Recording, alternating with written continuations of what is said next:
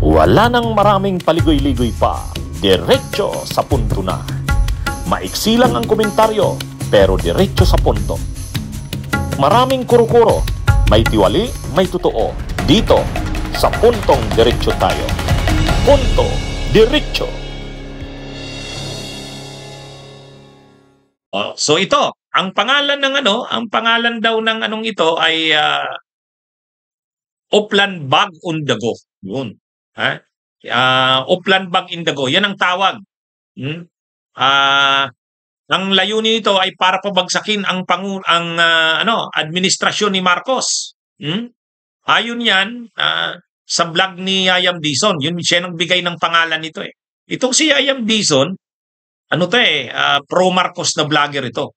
O syempre dahil pro Marcos, ay talagang ini-expose niya yung mga galaw ng mga anti-Marcos para mapigilan, para malaman ng taong bayan.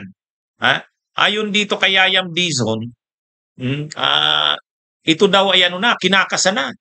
Kaya ito daw mga balibalita na ito na rally ng ng INC sa November 16 to 18, nasasabayan ng JIL, Jesus Lord ni Villanueva at saka ng KOJC ni Kibuloy. Yan ay bahagi na nitong nitong tinatawag na Oplan Bag on the Go. Kumbaga ang magbibigay ng civilian support ay itong mobilization na ito ng mga sekta ng relihiyon. INC, JIL, KOJC sa November 16 to 18. At kapag lumakas daw yan, kasi ang tanong ng marami, bakit kailangan 3 araw? 16, 17, 18, pwede namang 1 araw lang. Ang paliwanag nga dyan, actually sa talakayan namin ni dating Secretary Ronald Llamas, kaya nga nakakaduda. Bakit 3 araw? Di parang people power na katulad sa EDSA na nagsimula sa unang araw, tumagal ng 2, 3 araw, 16, 17, 18. So, ayon kay Yayam Dizon, yung na yan, kasama sa yung pagpaplano ng malaking rally sa November 16 to 18 sa Luneta, ay bahagi yan nitong Oplan Bag on the Go. Yan yung civilian component. Pero mayroon din daw niyang mga pagkumbinsi sa military na sumuporta na, mag-withdraw ng support.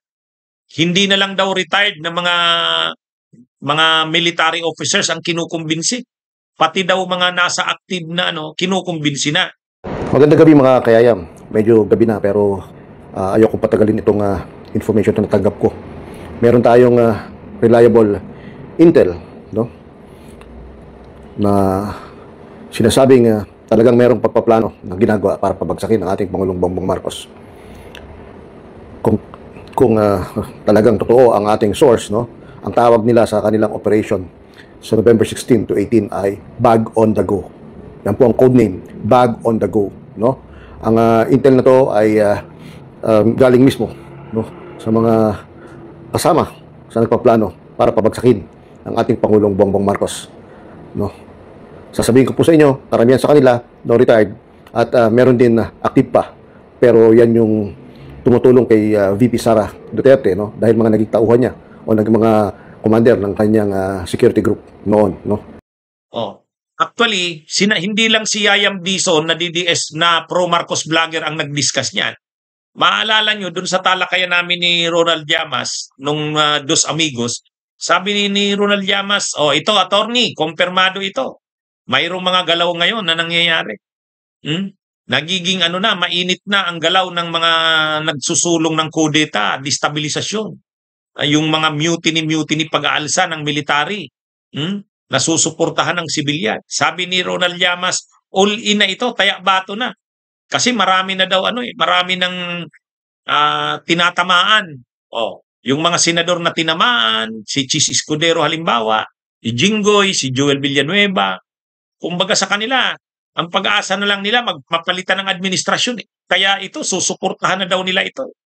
Ganon din, may 3 pang senador na lalabas sa investigasyon. Kaya, kumbaga, tayak bato na. Siyempre, kung hindi magpapalit ng administrasyon, matutuluyan sila. Ganon din yung yung Jesus is Lord. Siyempre, si Joel Villanueva mismo.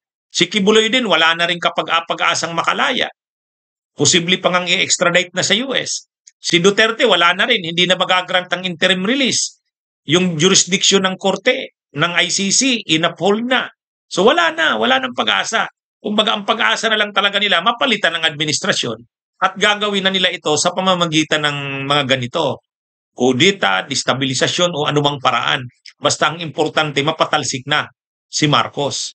Yan yung yan yung Oplan Bag on the Go na tinatawag nito ni Ayon pa kay Yayam Dizon, mga pinangalanan niya, o sabi niya sa post niya, ayon pa di umano sa isang reliable intel, ang mga taong ito ay kasama sa pagpaplano at pagpapakilo sa malaking rally, open quote, open parenthesis o kaguluhan, sa November 16 to 18, 2025 sa Luneta, Mindiola at Malacanang, Manila.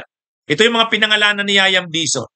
Romeo Pukis, Orly De Leon, Benjamin Magalong, pero for confirmation pa, Johnny Macanas, Gerald Bantag, Cornel Chica, Cornel Leonardo, Cornel Mitran, Captain Dado Enriquez, Ferdinand Tupacio, Vic Rodriguez, Mike Defensor, Chavit Singson, Rolando Marcoleta, Orlando Ulamit, alias Monk.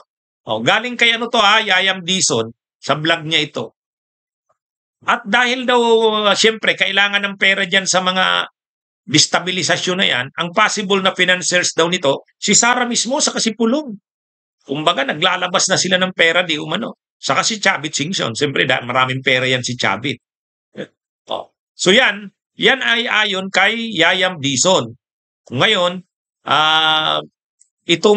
kahit daw itong mga balibalita na kusa Senado, na papalitan na si Tito Soto bilang Senate President, iluluklok either si Cayetano or si Chis Escudero ibabalik. Yan ay bahagi nitong planong ito. Ayon sa kanila. Ayon sa mga nagdi-discuss nitong di umano'y coup na ang tawag ay Oplan Bag on the Go, ay ito. Kumbaga, ito? Tayak bato na. Sabi nga ni Ronald Llamas, tayak bato. Now or never na. Kasi masyado na silang desperado. Pag hindi pa nila na tanggal si PBBM, itong mga investigasyon nito, tuloy-tuloy na ito. Nakukulong sila. At kahit si Kibuloy, wala nang kapag-apag-asa na makalaya yan. May extradite pa sa US. Si Joel Villanueva, makukulong pa. At itong si Duterte, wala na rin. Denied na yung interim release. Yung jurisdiction, inaffirm na ng ICC. So wala nang pag-asa. Ito na ang kanilang tayak bato nga ang tawag. All in. Anyway, so yan ang at ang nagpangalan nito ng planong ito ay si Yayam Dizon sa kanyang vlog. Oplan Bag on the Go ang tawag. Anyway, kung nga bang totoo ba ito, malalaman natin yan.